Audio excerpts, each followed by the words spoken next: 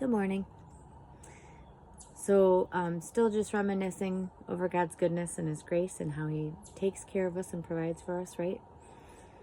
And I just love how God brings people together. I love to sit back and watch and think about how God brings people together. How He brought Dina to us to tell us about her brother and his shop. And then how we're able to meet Tim and Dia. But other than that, just other people, like with Facebook, right? We get to know each other through Facebook, or we get to know our friends, significant others through Facebook. And I was in Traverse City for the air show, and I stepped out of the Porta-John, and there's a friend's significant other. He doesn't know me from Adam, but I'm like, hey, I know you. And he's looking at me with this big smile, and I said, I know who you're attached to. And I said his girlfriend's name. And he was telling her, he said, I felt familiar to him. He thought maybe he knew me. But I think it's the spirit that's within us, right? The spirit's familiar. I'm a sister in Christ. That's how he knows me. And I love talking to people like, oh, you know this person? Like, I work with this person, or I went to school with this person. And it amazes me how God brings people together. He orchestrates so much more than we even can imagine. My friend that came to help us while we were in Kentucky, Julie, was talking about how God has to order.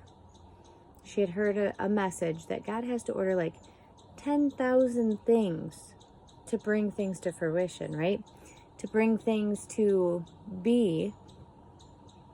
And I just love, and it amazes me how God brings people together.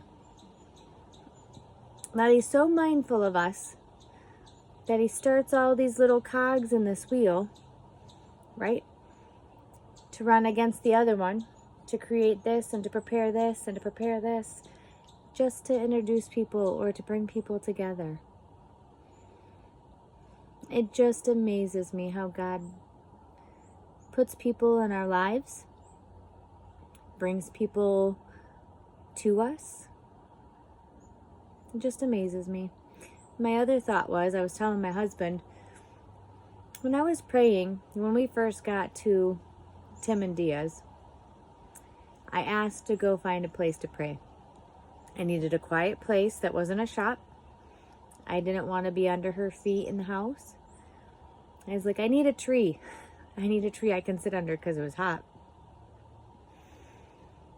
And I was out there and I was praying, and I was praying over their fields and their family, and I was praying blessings on them because they had been so kind to us. And I felt like the Lord's like, I need you to lean on me and depend on me for everything, every little thing, everything. And so I really thought about that, right? He put us in a place, in a situation, we couldn't depend on ourselves. We could not depend on ourselves. And He orchestrated it all. I told my husband, I am ready to just seek Him on everything so that He doesn't have to put us in another position like that, right? I'm ready. Okay, Lord, what is it? What exactly do you want me to do today? Because I don't want to be caught on the side of the road in Kentucky. But that also did so much for our faith. It did so much for our faith.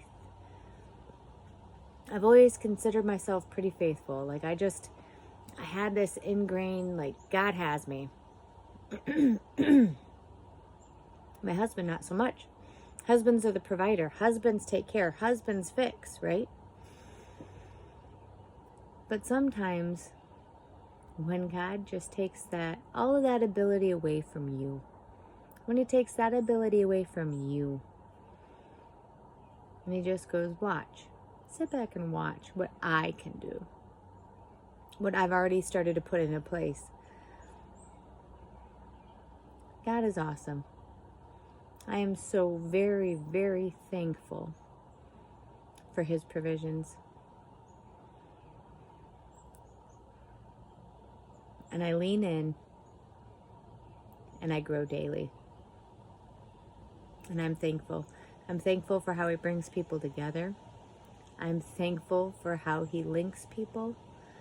I am thankful for his blessings. Hope you're blessed today.